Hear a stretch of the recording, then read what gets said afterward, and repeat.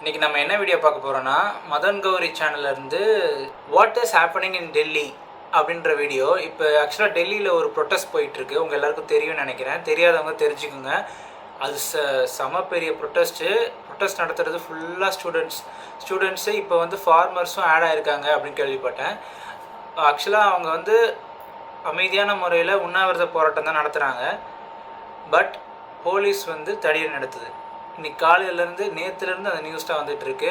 Police ஸ்டூடெண்ட்ஸும் கூட பார்க்காம போட்டு அந்த அடி அடிக்கிறாங்க. ஒவ்வொருத்தரும் மண்டை உடையுது, ரத்தம் அவ்வளோ ரத்தம் போகுது. பட் இருந்தாலும் அவங்க வந்து அதை பெருசாக பொருட்படுத்தாமல் ப்ரொட்டஸ்ட்டில் கண்டினியூ பண்ணிகிட்டே இருக்காங்க.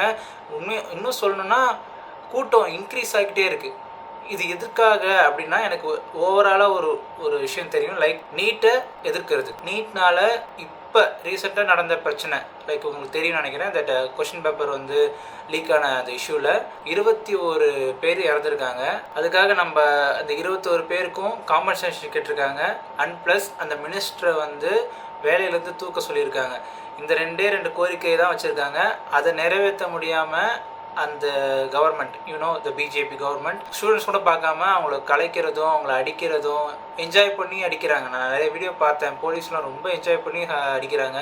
அவங்க வந்து சும்மா கொலைக்கடத்தல் பண்ணி திருட்டு பசங்க கிடையாது. எல்லாருமே ஸ்டூடெண்ட்ஸ், படிக்கிற பசங்க. லைக் அவங்க தான் நம்ம வந்து ஃப்யூச்சர். ஆனால் அவங்கள வந்து நீங்கள் அடிக்கிறீங்க, ஃபன் பண்ணுறீங்க, ஒருத்தரெல்லாம் காலை தட்டி விட்டு போகிறீங்க. அதெல்லாம் வந்து எனக்கு ஒன்றும் புரியல. என்ன கவர்மெண்ட் அப்போ இந்தியா நடத்துக்கிட்டு இப்போ எனக்கு வந்து இப்போ வேறு வீடியோ ரிலீஸ் பண்ணலாம் தான் இருந்தேன். பட் வந்து இந்த இஷ்யூ போகும்போது நம்ம இதை பற்றி பேசியே ஆகணும் அப்படின்னு சொல்லி அர்ஜென்ட்டாக இந்த வீடியோ எடுத்துகிட்டு வந்திருக்கேன். இது மதன் கௌரி அவர் வந்து பேசியிருக்காரு. சிஜேபி பார்ட்டி அந்த ப்ரொட்டஸ்ட்டை பற்றி என்ன நடக்குது, என்னென்ன இஷ்யூ, எனக்கு ஃபுல்லாக டீட்டெயிலாக தெரியாது. எனக்கு ஒரு ஓவர்லேவாக தான் தெரியும். உண்மையாக சொல்லணுன்னா இது வந்து ஆல்மோஸ்ட் 20 நாளாக நடந்துகிட்ருக்கு. ஒரு மனுஷன் 20 நாளாக உண்ணாவிரதம் இருந்து ஆல்மோஸ்ட் சாவர தருவாயில் போயிருக்காரு. அவரை வந்து தூக்கிட்டு போயிருக்காங்க. இப்போ அது வந்து எனக்கு இவ்வளோ நாளாக தெரியல. பிகாஸ் எந்த ஒரு இன்ஸ்டாகிராம் ரீல்லையும் நான் பார்க்கல, எதுலேயும் யாரும் ஷேர் பண்ணல. இது நான் வந்து எங்கள் ஆஃபீஸில் நார்மலாக எல்லோரும் பேசிகிட்டு இருக்கும்போது என்னமோ ப்ரொட்டஸ்ட் நடக்குதாமேன்னு சொல்லி நானாக என்னோடய ஓன் இன்ட்ரெஸ்ட்டில் போய் சர்ச் பண்ணும் போது அதுக்கப்புறமா என் இன்ஸ்டாகிராம் ஃபீல்டில் வந்து அதெல்லாம் வந்துச்சு. லைக் நிறைய போஸ்ட் பண்ணியிருந்தாங்க. அது வரைக்கும் அந்த மாதிரி ஃபீல்டில் வரவே இல்லை. ஏன் இதுக்கு தேவையில்லாத கண்டென்ட்டு, தேவையில்லாத விஷயங்கள், சும்மா கப்பன்னு சாப்பிடுவாங்களே அந்த வீடியோ, அதெல்லாம் வருது எனக்கு. ஏன் இந்த முக்கியமான ஒரு இஷ்யூ வரலன்னு எனக்கு தெரியல. நம்ம தமிழ்நாட்டு இன்ஃப்ளூயன்சர்ஸ் யாரும் சொல்ல முடியாது, முக்கால்வாசி பேர் எந்த ஒரு பிரச்சனை, இப்போ விஜயை பற்றி ஒரு இஷ்யூ வருது, இப்போ விஜய் த்ரிஷா ஒரு இஷ்யூ வருதுன்னா அப்படியே வந்து மொத்தமாக பேசுகிறவங்க. டெல்லியில் இவ்வளோ பெரிய ப்ரொட்டஸ்ட் போயிட்டுருக்கு. பட் அதை பற்றி வந்து அதிகமாக யாருமே பேசவே இல்லைன்னு சொல்ல மாட்டேன். நான் அதுக்கப்புறம் இப்போ ரீசெண்டாக பார்க்க ஆரம்பிச்சிருக்கேன். நிறைய பேர் போட்டுட்ருக்காங்க. யாருமே பேசலை, யாருக்கும் தெரியலை. உண்மையாக சொல்லணுன்னா அந்த விஷயம் இதெல்லாம் வந்து நம்ம தெரிஞ்சுக்கணும். இது வந்து பார்த்திங்கன்னா இது ஒரு ரெவல்யூஷன் தான். இந்த நீட்டுன்றது வந்து ஸ்டூடெண்ட்ஸ்க்கு எவ்வளோ பிரச்சனை கொடுக்குது அப்படின்றது தெரியும். ஸோ அதை வந்து வேணான்னு சொன்னால் அதை அக்செப்ட் பண்ணிக்க முடியல கவர்மெண்ட்டால். என்ன இஷ்யூன்னு அது எனக்கு தெரில. சரி, நம்ம ரொம்ப எனக்கு தெரியாத விஷயத்தை பற்றி ரொம்ப பேச வேணாம். நான் முதல்ல தெரிஞ்சுக்கிறேன். ஃபஸ்ட்டு மதன் கௌரி வீடியோ இருக்குது, ஆல்மோஸ்ட் 30 minutes வீடியோ. ஃபஸ்ட்டு நான் உள்ளே போய் என்னென்னு பார்க்குறேன், என்னென்னு புரிஞ்சுக்கிறேன். அதுக்கப்புறம் என்னோடய கருத்தை நான் சொல்கிறேன். போயிடலாம். ஓகே.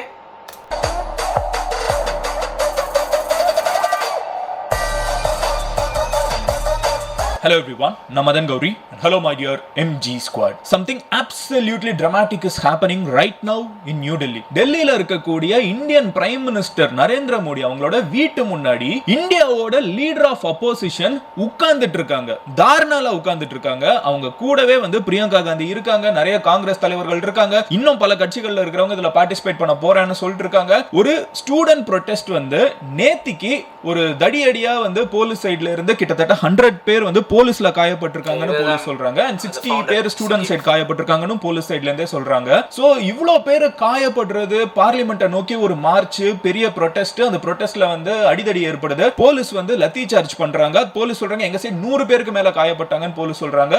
ஸ்டூடெண்ட் சைடு 60 பேர் காயப்பட்டிருக்காங்கன்னு சொல்றாங்க. ஒரு பொண்ணு வந்து இப்போ ஐசியூல இருக்காங்கன்னு சிஜேபி காக்ரோச் ஜனதா பார்ட்டியோட ஹெட் வந்து சொல்லிட்டு இருக்காங்க. சோ நிறைய விஷயங்கள் இப்போ டெல்லியில நடந்துட்டு இருக்குது. நான் எல்லாத்தையும் உங்க போலீஸ் வந்து எங்க சைடுல 100 பேர் வந்து இதுவா இருக்காங்கன்னு சொல்றாங்கல்ல.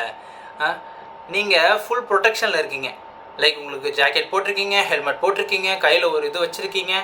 ஸ்டூடெண்ட்ஸுங்க அவங்ககிட்ட ஒன்றுமே கிடையாது. நம்மள மாதிரி பசங்க நார்மல் டிஷர்ட்டும் ஜீன்ஸ் பேண்ட்டும் போட்டுட்டு அங்கே நிற்கிறாங்க. அவங்கள போட்டு நீங்கள் போட்டு போய் அடின்னு அடிக்கிறீங்க. பின்னா ஒருத்தர் அடி வாங்குறான்னா எல்லாருமே அடி வாங்கிட்டு ஓடிட்டு இருக்க மாட்டாங்க. கோவம் வரும், கண்டிப்பாக வரும். தேவையில்லாமல் நான் வந்து அமைதியாக ப்ரொடெஸ்ட் பண்ணிட்டு இருக்கும்போது நீ ஏன்டா வந்து நான் அடிக்கிறேன்னு சொல்லி கோவம் வரும். கையில் கிடைக்க தூக்கி அடிக்க தான் செய்வாங்க, கல்லை தூக்கி எறிய தான் செய்வாங்க. ஆனால் நீங்கள் கணக்கு காட்டுறதெல்லாம் கணக்குல. நீங்கள் அது நம்ம ஜென்ரலாக சின்ன வயசுலேயே சொல்லிடுது, அவன் என்ன மேலே ஃபஸ்ட்டு கை வச்சனால திருப்பி அடிச்சோன்னு சொல்லுவான். அதுதான் நடந்திருக்கு.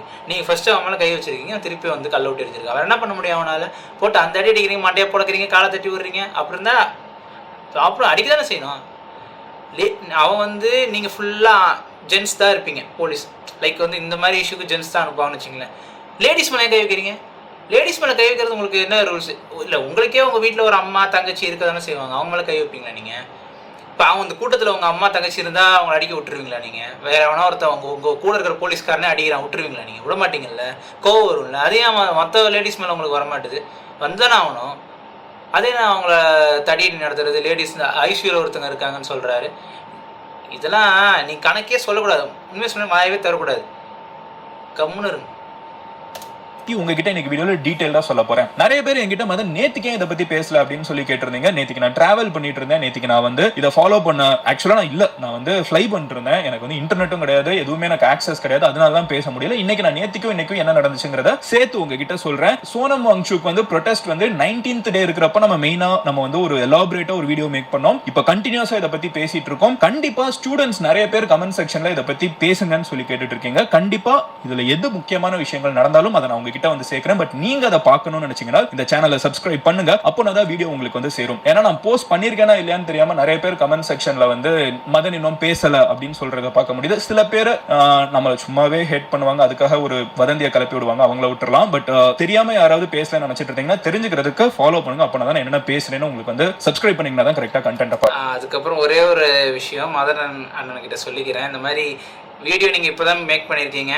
ஸோ நான் வந்து இப்போ இன்னைக்கு நான் வீடியோ எடுக்கிறேன்னா இப்போ நாளைக்கு ரிலீஸ் பண்ணுவேன். இன்னைக்கு உங்கள் வீடியோவே ஒரு 43 மினிட்ஸ்க்கு முன்னாடி தான் வந்திருக்கு. நான் சீக்கிரமாக ரியாக்ட் பண்ணுறேன். அதனால் எப்படி சொல்கிறேன்னா, இந்த இஷ்யூவை பற்றி நான் ஏதாவது மூலியமாக நான் வந்து கன்வே பண்ணணும். ஸோ என்னால் முடிஞ்சது ரியாக்ட் பண்ணுறது. நான் சர்ச் பண்ணேன், ஏதாவது ஒரு வீடியோ வந்து இந்த சிஜேபி ரிலேட்டடாக இருக்கான்னு சர்ச் பண்ணும்போது உங்கள் வீடியோ எனக்கு பாப்பப் ஆச்சு. ஸோ இந்த வீடியோ பற்றி பேசினா என்னால் இந்த விஷயத்தை பற்றி அட்ரஸ் பண்ண முடியுன்றதுக்காக உங்கள் வீடியோ எடுத்துக்கிட்டேன். என்ன சொல்ல வரேன்னா உங்களுக்கு புரியுதுன்னு நினைக்கிறேன். உடனே ரியாக்ட் பண்ணுறேன். உங்களோட இதில் சப்ஸ்கிரைப் இதுவும் ஆயிருமான்னு பார்த்துக்குங்க வியூவர்ஸு. அப்படின்னு எதாவது காப்பி கொடுத்துடாதீங்க. ஏன்னா இந்த விஷயம் எல்லாருக்குமே போகணும். எனக்கு வந்து ஒரு 100 சப்ஸ்கிரைபர் இருக்காங்க இப்போதைக்கு. நான் ஒரு பெரிய சேனல்லாம் கிடையாது, நான் இப்போ தான் ஸ்டார்ட் பண்ணேன்.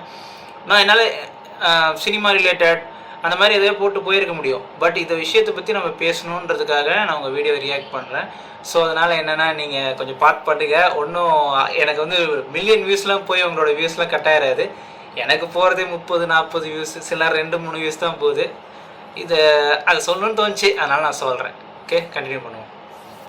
முடியும். எனிவே நான் இப்ப என்ன நடந்துட்டு இருக்குன்னு சொல்ல ஆரம்பிச்சிடுறேன். நான் வந்து எங்க விட்டேனோ அங்க இருந்தே தொடர்றேன். சாட்டர்டே அன்னைக்கு சோனம் வாங்சுக் இருக்காங்கல்ல, அவங்க வந்து உண்ணாவிரதம் அந்த ஜந்தர் மந்தர், டெல்லியில இருக்கிற ஜந்தர் மந்தர்ல உண்ணாவிரதம் இருக்கிறப்போ அவங்கள வந்து போலீஸ் வந்து அங்க இருந்து கொண்டு போய் ஒரு ஹாஸ்பிட்டல் அட்மிட் பண்ணிடுறாங்க. பிகாஸ் அவங்களுக்கு அப்போ ஆல்ரெடி வந்து பாத்தீங்கன்னா கிட்டத்தட்ட டேட் 20 ஆயிடுச்சு. அவங்களுக்கு 59 வயசு, 59 இயர் ஓல்டு. சோனம் வாங்சுக் யாரு என்னங்கிறது வந்து உங்களுக்கு ஆல்ரெடி தெரிஞ்சிருக்கும்.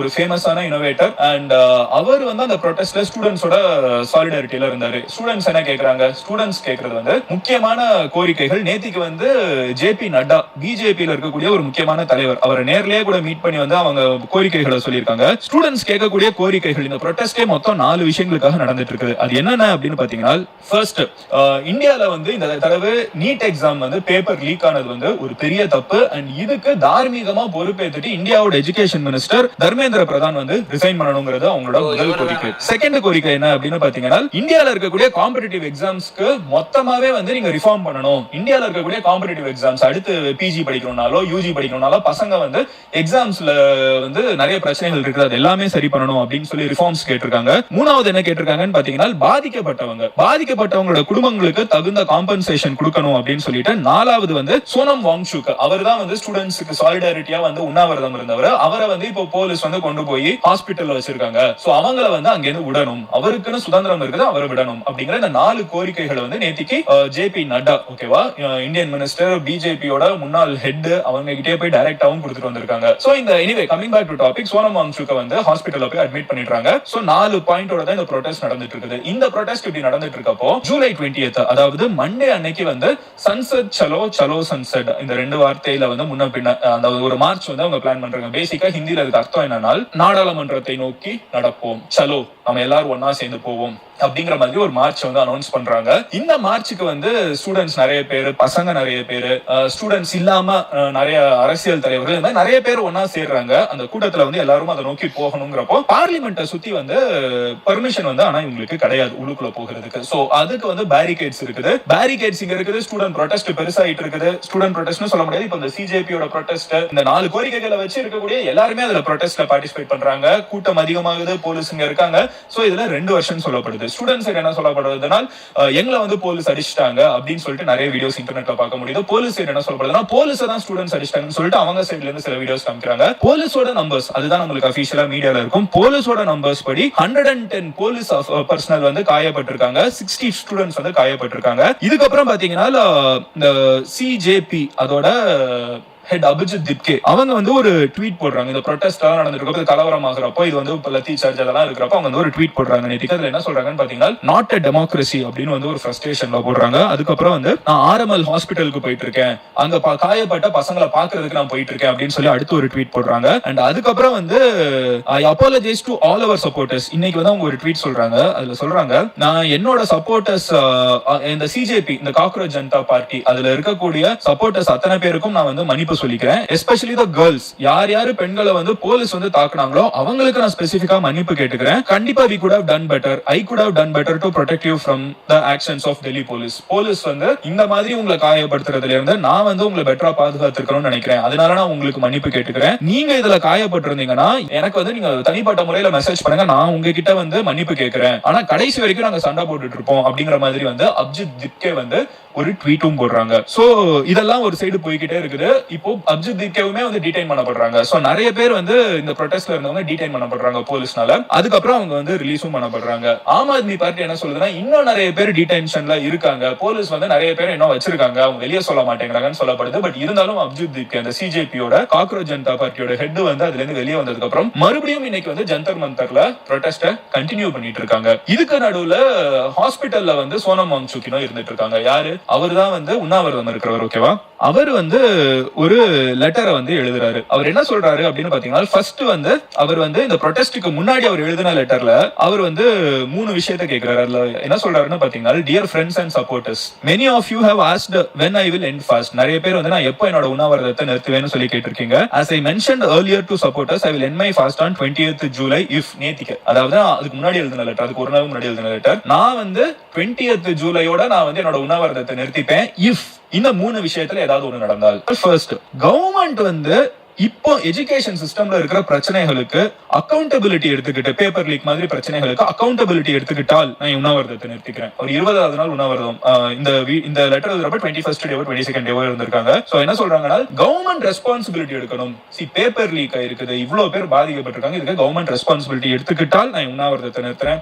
இல்ல ரெண்டாவது option, if the leadership of CJP reaches the doorstep of parliament where the honorable MPs and leaders of various parties assure us that they will now take up the issue in the parliament. இப்போ இல்லனா okay, அவர் resign பண்ணலன்னு வெச்சுக்கோங்களேன். ரெண்டாவது option, சிஜேபில இருக்கிற leaders எல்லாமே வந்து பார்லிமெண்ட்டுக்கு போகிறதுக்கு allow பண்ணணும். பார்லிமெண்ட்ல அங்க இருக்கக்கூடிய எம்பிஸ், அங்க வந்து இந்தியால தேர்ந்தெடுக்கப்பட்ட எம்பிஸ் இத்தனை பேர் இருக்காங்க, அவங்க கிட்ட வந்து வேரியஸ் பார்ட்டிஸ் வந்து இந்த லீடர்ஸ் எல்லாம் வந்து எங்களோட கோரிக்கைகளை கொடுப்போம். அதுக்கப்புறம் இவங்க போய் பார்லிமெண்ட்ல எங்க சார்பா பேசுவாங்க. அதுக்கு எங்களுக்கு பெர்மிஷன் கிடைச்சிச்சுன்னா இந்த உண்ணாவிரதத்தை நிறுத்துறேன்னு சொல்லிட்டு ரெண்டாவது ஆப்ஷன் சொல்றாரு. ஆர் சி மூணாவது ஆப்ஷன். இந்த 3 ஆப்ஷன், அதுல மூணாவது ஆப்ஷன் என்ன சொல்றாருன்னா, if my health or other factors don't permit this, then the honorable MPs and leaders of different parties visit this hospital and give me the above assurance. என் உடல்நிலையினால என்னால இதெல்லாம் பண்ண முடியல, நான் பார்லிமெண்ட்டுக்கு வந்து கொடுக்கணும் அப்படிதான் அவர் முதல்ல சொல்லிட்டு இருந்தாரு. நான் பார்லிமெண்ட்டுக்கு வந்து நானே கொடுக்குறேன் அப்படின்னு சொல்லிட்டு இருந்தாரு. மூணாவது ஆப்ஷன் என்ன சொல்றாருன்னு, என்னோட உடல் வந்து ஒழுங்கான நிலைமையில இல்லைங்கனால் நீங்க வந்து அஷூரன்ஸ் கொடுங்க, என்கிட்ட அஷூரன்ஸ் கொடுங்க, நான் உண்ணாவிரதத்தை விட்டுறேன் அப்படின்னு சொல்றாரு. சோ இதை எழுதிட்டு வந்து அவர் என்ன சொல்றாருன்னு பாத்தீங்கன்னா, my freedom of movement, speech, all communication restricted. என்னோட சுதந்திரம் வந்து எல்லாமே ரெஸ்ட்ரிக்டடா இருக்குது. அதனால ஒரு டிஷ்யூ பேப்பர்ல வந்து ஆக்சுவலா அது எழுதியிருக்காரு, நம்மளால பார்க்க முடியாது. ஒரு டிஷ்யூ பேப்பர்ல இந்த ஹாஸ்பிட்டல்ல இருந்து எழுதி கொடுக்குறாரு. இது வந்து முந்தா நாள். அதுக்கப்புறம் தான் இந்த சன்செட் சலோன்னு சொல்லிட்டு எல்லாரும் நடக்க ஆரம்பிக்கிறாங்க. அப்போ வந்து போலீஸ் சொல்றாங்க ஸ்டூடெண்ட்ஸ் முதல்ல கல்ல விட்டு எரிஞ்சிட்டாங்க, ஸ்டூடெண்ட்ஸ் வந்து முதல்ல பேரிகேட மீற பார்த்தாங்கன்னு. ஸ்டூடெண்ட் சைடு இல்ல நாங்க எதுவும் பண்ணல, போலீஸ் தான் இதெல்லாம் பண்ணிட்டாங்கன்னு சொல்லிட்டு ஸ்டூடெண்ட் சைடு சொல்றாங்க. சோ அங்க வந்து என்ன நடந்துச்சுங்கிறத ப்ராபப்லி ஒரு என்கொயரி கமிஷன்லாம் வச்சு we will get to know fully என்ன நடந்திருக்குன்னு. பட் இப்போதைக்கு போலீஸும் ஸ்டூடெண்ட்ஸும் மாத்தி தான் இப்போதைக்கு பிளேம் பண்றாங்க. ஏன்னா சிஜேபியோட லீடரும் அதுதான் வந்து சொல்லிட்டு இருக்காங்க. போலீஸ் சைட்ல இருந்து இங்க பாருங்க 119 போலீஸ் பாதிக்கப்பட்டாங்கன்னு சொல்லிட்டு போலீஸ் தரப்புல சொல்லிட்டு இருக்காங்க. பட் எனிவே முக்கியமான விஷயம் என்னன்னு பாத்தீங்கன்னா அதுக்கப்புறம் இப்போ 23rd டே இப்போ வந்து என்ன சொல்றாங்கன்னு பாத்தீங்கன்னா அவ்வளவு பெரிய பிரச்சனை நேற்றுக்கு நடந்ததுக்கு அப்புறம் இப்போ சோனம் வாங்சுக் என்ன சொல்றாங்கன்னு பாத்தீங்கன்னா இன்னொரு ஒரு டிஷ்யூல ஒரு லெட்டர், ஓகேவா, அதுல என்ன சொல்றாங்கன்னு பாத்தீங்கன்னா சீயிங் இங்க வந்து எவ்வளவு அமைதியான ஒரு ப்ரொடெஸ்ட் வந்து யங்ஸ்டர்ஸ் பண்ணிருக்காங்க, அதுக்கு இவ்வளவு பாதிப்பு ஏற்படுத்ததுனால் என்னோட உண்ணாவிரதத்தை நான் கண்டினியூ பண்ணுவேன். இங்க இருக்கக்கூடிய லீடர்ஸ், இந்த யங்ஸ்டர்ஸ்ல இருக்கக்கூடிய லீடர்ஸ் எல்லாம் வந்து பார்லிமெண்ட்ல இருக்கக்கூடிய எம்பிஸ மீட் பண்ண விடணும், இல்லனா அவங்க வந்து என்னைய பார்க்கணும். இது எதுவுமே பண்ணலனா கவர்மெண்ட் வந்து எங்கயாவது அக்கௌண்டபிலிட்டி எடுத்துக்கணும். இவ்வளவு பெரிய தவறு நடந்திருக்குங்கறத வந்து கவர்மெண்ட் எங்கயாவது அட்ரஸ் பண்ணணும், அதை பேசணும். அது எதுவுமே பண்ண மாட்டேங்கிறாங்க. நான் வந்து இங்க இவ்வளவு யங்ஸ்டர்ஸ் இவ்வளவு பேர் இதுக்கு வந்து அமைதியா வந்திருக்காங்கிறத வந்து பார்த்தா ரொம்ப ஆச்சரியப்படுறேன். கவர்மெண்ட் வந்து போலீஸோட சேர்ந்து இதை சரி பண்ணணும். பார்லிமெண்ட்ல அவங்க பேச சொல்றதுங்கிறது ஒரு சிம்பிளான விஷயம், அதை அவங்க பண்ண வைக்கணும். ஐ எம் ஷூர் இன்னைக்கு வந்து எவ்வளவு அமைதியோட இந்த ப்ரொடெஸ்டர்ஸ் இருந்தாங்களோ அவ்வளவு அமைதியோடையும் பேஷன்ஸோடையும் அவங்க நாளைக்கும் இருப்பாங்க அப்படின்னு நான் நம்பிக்கையோட இருக்கேன் அப்படின்னு சொல்லிட்டு மறுபடியும் ஒரு சைன் பண்றாரு. இதுக்கு நடுவில் அவங்களோட மனைவி வந்து கோர்ட்டுக்கு போயிருக்காங்க. அந்த ஹாஸ்பிட்டல் எங்களுக்கு வேணாம், எங்களுக்கு வேற ஹாஸ்பிட்டல சோனம் வாங்சுக் வச்சு பாத்துக்கணும், எங்களுக்கே வந்து அதுக்கான உரிமை இல்லையா அப்படின்னு சொல்லிட்டு அவங்க மனைவி வந்து கோர்ட்ல கேட்டதுக்கு கோர்ட் வந்து நீங்க கொண்டு போலாம், சோனம் வாங்சுக்க நீங்க விரும்புற ஹாஸ்பிட்டலுக்கு கொண்டு போலாம்னு சொல்லிட்டு இன்னைக்கு ஒரு ஜட்ஜ்மெண்ட்டும் கொடுத்திருக்காங்க. சோ இந்த பிரச்சனை பெருசாயிட்டே போயிட்டு இருக்கப்பதான் பொலிட்டிஷியன்ஸ் வந்து உள்ளுக்குள்ள டைரக்டா வர ஆரம்பிக்கிறாங்க. எஸ்பெஷலி காங்கிரஸோட லீடர் அண்ட் இந்தியாவோட லீடர் ஆஃப் அப்போசிஷன் ராகுல் காந்தி வந்து இந்த ப்ரொடெஸ்ட்ல வந்து சாலிடாரிட்டி ஸ்டூடெண்ட்ஸ் மேல எப்படி கை வைக்கலாம், ஸ்டூடெண்ட்ஸ் மேல கை வைக்கிறது பெரிய தப்பு அப்படிங்கிற ஒரு விஷயத்தை பேசிட்டு அவங்க வந்து ஒரு ட்வீட் போடுறாங்க. அந்த ட்வீட்ல அவங்க என்ன சொல்றாங்கன்னு பாத்தீங்கன்னா இந்தியால இருக்கக்கூடிய ஒரு ஸ்டூடெண்ட்ஸ் மேல நடத்துற ஒரு தாக்குதல் வந்து இந்தியால இருக்கிற ஒரு குடும்பத்து மேலே நடத்தக்கூடிய ஒரு தாக்குதல். பிரைம் மினிஸ்டர் மோடி வந்து things he can escape without giving an answer, பதிலே சொல்லாம இதுல இருந்து எஸ்கேப் ஆயிடலாம் நினைச்சிட்டு இருக்காங்க. பட் இந்தியாவோட ஸ்டூடெண்ட்ஸோட குரலை வந்து நீங்க வந்து இக்னோர் பண்ண முடியாது, கண்டுக்காம போக முடியாது. அண்ட் கடைசியில வந்து மறுபடியும் ஒரு பெரிய ட்வீட் இதே டோன்ல பேசுறாங்க. முடிக்கிறப்போ வந்து the voice of Indian students, இந்திய மாணவர்களின் குரல் வந்து கண்டுக்காம செல்லப்படாது அப்படின்னு சொல்லிட்டு அவங்க அடுத்து என்ன பண்றாங்கன்னு பாத்தீங்கன்னா he is going to prime minister's house. அவங்க அங்க முன்னாடி போயிட்டு அதுல மறுபடியும் சொல்றாங்க we have marched to prime minister Modi's house to demand answers from him for the students மேல நடத்தப்பட்ட தாக்குதலுக்கு, நேத்திக்கு நடத்தின தாக்குதலுக்கு பதில் வேணும் அப்படின்னு சொல்லிட்டு நாங்க இப்போ பிரைம் மினிஸ்டர் மோடியோட வீட்டு முன்னாடி போயிட்டோம். The government does not want to take any accountability or does it want to have it does not want to have a debate on it in the parliament. பேசிக்கா அவங்க என்ன சொல்றாங்கன்னு பாத்தீங்கன்னா இந்தியன் கவர்மெண்ட் வந்து இதுக்கு எந்த அக்கௌண்டபிலிட்டியும், ஓகே நீங்க ஆட்சியில இருக்கிறப்ப இப்படி நடந்துருச்சு அதுக்கு நாங்க அக்கௌண்டபிலிட்டி எடுத்துக்கிறோம், இது இப்படி நடந்திருக்க கூடாது, அந்த மாதிரி எந்த அக்கௌண்டபிலிட்டியும் எடுத்துக்க மாட்டேங்கிறாங்கன்னு இதை நான் எதுவும் புதுசா சொல்லல, லீடர் ஆஃப் அப்போசிஷன் என்ன சொல்றாங்கிறத அப்படியே சொல்றேன். அந்த ட்வீட் அப்படியே வாசிச்சிட்டு இருக்கேன். So the government does not want to take any accountability or does it want to have a debate in the parliament. Parliament வந்து இப்போ மான்சூன் செஷனுக்காக திறக்கப்பட்டிருக்குது. சோ இந்தியால இருக்கக்கூடிய எல்லா எம்பிஸும் மறுபடியும் இப்போ பார்லிமெண்ட்டுக்கு போயிருக்காங்க. பார்லிமெண்ட்ல இத பத்தி பேசக்கூடாதுன்னு இந்த கவர்மெண்ட் நினைக்குது. PM and HM must resign for destroying the future of India's youth. இந்தியாவின் இளைஞர்களின் ஃபியூச்சரை வந்து அழிக்கிறதுக்காக பிரைம் மினிஸ்டரும் ஹோம் மினிஸ்டரும் ரிசைன் பண்ணணும் அப்படின்னு சொல்லிட்டு ராகுல் காந்தி சொல்றாங்க. Prime minister Narendra Modi, home minister Amit Shah ரெண்டு பேரும் ரிசைன் பண்ணணும் அப்படின்னு சொல்லிட்டு ராகுல் காந்தி வந்து ட்வீட் போட்டு ஒரு போட்டோவோட பிரைம் மினிஸ்டரோட வீட்டு முன்னாடி இருக்கிற மாதிரி ஒரு போட்டோவோட போடுறாங்க. சோ இந்த வீடியோ நீங்க பாத்துட்டு இருக்கப்போ அட்லீஸ்ட் நான் எடுத்துட்டு இருக்கப்போ 21 ஜூலை 6 PM கிட்ட லீடர் ஆஃப் அப்போசிஷன் ராகுல் காந்தி வந்து பிரைம் மினிஸ்டர் வீட்டு முன்னாடி உட்கார்ந்துட்டு இருக்காரு. இந்த காக்ரோச் ஜனதா பார்ட்டி அந்த லீடர்ஸ் எல்லாம் வந்து ஜந்தர் மந்தர்ல ப்ரொடெஸ்ட்ல இருந்துட்டு இருக்காங்க. சோனம் வாங்சுக் வந்து ஹாஸ்பிட்டல்ல ப்ரொடெஸ்ட்ல இருந்துட்டு இருக்காரு. சோ 3 ப்ரொடெஸ்ட் வந்து இப்போ டெல்லியில இந்த நீட் பேப்பர் இஷ்யூ ரிலேட்டடா டைரக்டாவோ இன்டைரக்டாவோ ரிலேட்டடா வந்து 3 ப்ரொடெஸ்ட் வந்து இப்போ டெல்லியில நடந்துட்டு இருக்குது. சோ இதுதான் ஓவரால் நடந்திருக்கிறது. நேத்திக்கு நான் டிராவல் பண்றேன், நான் சொன்ன மாதிரி நான் டிராவல் பண்றேங்கிறதுனால என்னால இதை பேச முடியல. பட் கண்டிப்பா இதை நான் இன்னைக்கு உங்ககிட்ட அப்டேட் பண்ணிருக்கேன். இந்த மாதிரி அடுத்தடுத்து எந்த முக்கியமான பெரிய விஷயம் நம்ம நாட்டுல நடந்தாலும் ஒரு வேர்ல்ட்ல நடந்தாலும் நீங்க அதை தெரிஞ்சுக்கணும், எந்த பயசும் இல்லாம ரெண்டு சைடு என்ன நடந்துச்சுன்னு தெளிவா சொல்லணும், அதை எனக்கு ஒரு இடத்துல பார்க்கணும் அப்படின்னு நினைச்சீங்கன்னா சேனலை சப்ஸ்கிரைப் பண்ணுங்க. அப்போ நான் கொடுக்கக்கூடிய எல்லா முக்கியமான இந்த மாதிரி அப்டேட்ஸும் உங்களுக்கு கரெக்டா வந்து சேரும். சோ சப்ஸ்கிரைப் பண்ணாதவங்க சப்ஸ்கிரைப் பண்ணிடுங்க. அண்ட் உங்க ஃப்ரெண்ட்ஸ் யாருக்கு என்னதான் நடந்துட்டு இருக்குங்கிறத ஃபுல்லா எக்ஸ்பிளைன் பண்ணணும்னு நினைச்சீங்கன்னா இந்த வீடியோவை அவங்க கிட்ட ஷேர் பண்ணுங்க. Love you all, take care, bye, cheers MGs, God bless MG Squad. Okay, இப்போ ஓரளவுக்கு நம்மளுக்கு புரிஞ்சிருச்சு இப்போ என்ன நடந்துகிட்ருக்கு இந்தியாவில், எதனால் இந்த ப்ரொட்டஸ்ட் நடக்குது எல்லாமே ஒரு மதன் சொன்னார், ஃபுல்லாக எல்லாமே சொன்னார், எல்லாமே ஓரளவுக்கு புரிஞ்சுது. இதுக்கு நான் என்ன சொல்கிறதுனா, நம்ம 2026 இருக்கோம். பட் ஸ்டில் நமக்கு ஏதாவது ஒரு விஷயம் வேணும் அப்படின்னா களத்தில் இறங்கி போராட வேண்டியதாக இருக்குது. போராடினா தான் எவ்வளோ டெக்னாலஜி வளர்ந்தாலும் போராடினா தான் நம்மளுக்கு கிடைக்கிது. உண்மையாக சொல்லணும்னா தமிழ்நாட்டில் நம்ம ஒன்றும் பண்ணலை. நம்ம எப்பயும் போல் நம்ம லைஃப் போயிட்டுருக்கு, நார்மலாக போயிட்டுருக்கு, நார்மலாக வேலை பார்த்துட்ருக்கோம், நார்மலாக. பட் ஆனால் ஆல் ஓவர் இந்தியாவில் எக்ஸப்ட் சவுத்து நார்த் சைடு ஃபுல்லாக இந்த ப்ரொட்டஸ்ட் நடந்துகிட்ருக்கு. நம்ம போகணும்னு நான் சொல்லவே இல்லை. நம்ம இங்கேருந்து கிளம்பி போய் அவங்க கூட இறங்கி களத்தில் இறங்கி போராடணும்னு நான் சொல்லலை. சப்போர்ட் பண்ணுவோம். லைக் நம்ம சப்போர்ட்டை ஒரு சின்ன ட்வீட்டாவோ இல்லை ஒரு அந்த வீடியோட கமெண்ட்டாவோ இல்லை உங்கள் ஸ்டோரியில் போஸ்ட் பண்ணுறது இல்லை இந்த மாதிரி வீடியோ போடுறது, அந்த மாதிரி ஏதாவது ஒன்று பண்ணி அதை ஒரு பெரிய விஷயமா இது பெரிய விஷயந்தான் அப்படின்னு சொல்லி எல்லாருக்கும் புரிய வைக்கணும். அவ்வளோ பேர் பாவம், எல்லாருமே படிக்கிற பசங்க, அவங்கள போட்டு அந்த அடி அடிக்கிறதெல்லாம் இப்போ யோசிச்சு பாருங்களேன். இது நம்ம நார்த் கொரியா மாதிரி நாடு கிடையாது நம்ம நாடு. நான் இப்போ என்ன சொல்ல வரேன்னா, இந்தியா ஒரு டெமோக்ராட்டிக்கான நாடு. லைக் ஃப்ரீடம் ஆஃப் ஸ்பீச் எல்லாருக்குமே இருக்குது. தோன்றது கரெக்டான விஷயத்த யார் வேணால் எங்கே வேணால் பேசலாம். அது நீ பேசக்கூடாது அப்படின்னு சொல்லி அடிக்கிறது ரொம்ப தப்பு. ஒரு காலத்தில் காந்திஜி இருக்கும்போது நம்மளுக்கு சுதந்திரத்தை அமைதியான முறையில் வாங்கி கொடுத்தாரு, அகிம்சையில் அப்படின்ற ஒரு இது இருக்குது. அதே மாதிரி தான் இப்போ நம்ம தமிழ்நாட்டில் நம்ம சிஎம் அமைதியான முறையில் பிரச்சாரம் பண்ணி அமைதியான முறையில் யாரையும் அவமரியாதையாக பேசாமல் அசிங்கமாக பேசாமல், இப்போ பேசிட்டு போய் ஜெயிலில் போய் உட்காந்துருக்காங்களே ஒவ்வொரு எம்எல்ஏஸ், அந்த மாதிரி இல்லாமல் நாகரிகமாக இருந்து அந்த நாகரிகத்துக்கு கிடைச்ச வெற்றி தான் இப்போ நம்ம சிஎம். அந்த மாதிரி நாகரிகமாக இருக்கும் போது இந்த மாதிரி ஸ்டூடெண்ட்ஸும் கூட பார்க்காம நான் அடிப்பேன் எல்லாரையும் அப்படின்றது அவங்களுக்கு தான் அழிவு. அவங்க இதுலேருந்து என்ன தெரியுதுன்னா அவங்களுக்கு அழிவு ஸ்டார்ட் ஆகிடுச்சுன்னு அர்த்தம். இதுக்கப்புறம் 2029 எலெக்ஷனில் மக்கள் பார்த்துப்பாங்க, யாரை நிறுத்தணும், யார் இதில் இருந்தால் நம்மளுக்கு நியாயம் கிடைக்கும்ன்றதை மக்கள் பார்த்துப்பாங்க. ஏன்னா அதை இங்கே ஒரு கட்சி ஆல்ரெடி பார்த்துருச்சு. நம்ம மக்களுக்கு ஒன்றும் பண்ணல, மக்கள் நம்மளை விட்டுட்டாங்க, செஞ்சுட்டாங்கன்னு இங்கே ஒரு கட்சி ஆல்ரெடி அழுதுகிட்டு இருக்கு. ஒப்பாரி, ஃபுல் ஆஃப் ஒப்பாரிஸ். ஸோ அந்த ஒப்பாரிஸ் கூடிய சீக்கிரம் இந்திய நாட்டு பிரைம் மினிஸ்டர் இப்போ கரண்ட்டில் இருக்கிறவருக்கு நடக்க வாய்ப்புகள் நிறையா இருக்குது. ஸோ கொஞ்சம் ஸ்டூடெண்ட்ஸை நீங்கள் பார்த்துக்கிற முறையில் தான் அதாவது உங்கள் பார்ட்டி தப்பிக்கிறதுக்கு வாய்ப்புகள் இருக்குது. நீங்கள் எவ்வளோ நேரம் அமைதியாக இருக்கீங்களோ, இந்த மாதிரி ஸ்டூடெண்ட்ஸே அடிக்கிறீங்களோ, அது ப்ளஸ்ஸு ஆப்போசிஷன் பார்ட்டிக்ஸ் தான் ப்ளஸ்ஸாக இருக்கும். லைக் காங்கிரஸ் இல்லாட்டி இந்த சிஜேபி, இவங்களுக்கு தான் அது ப்ளஸ்ஸு. உங்களுக்கு அது பெரிய மைனஸு. இன்னும் அடுத்த எலெக்ஷனுக்கு எப்பயுமே நீங்கள் எதுக்கு வேலை செய்வீங்க? எலெக்ஷன் தான் வேலை செய்வீங்க. அது வரைக்கும் ஜாலியாக இருந்துட்டு எலெக்ஷன் கிட்ட நெருங்க பயத்தில் ஐயோ எலெக்ஷன் இப்போ நம்ம பண்ணவே இல்லையா ஒன்றுமே, ஸோ இப்போ எலெக்ஷனை ஜெயிப்புமா தோப்புமா ஒரு பயம் வருதுல்ல.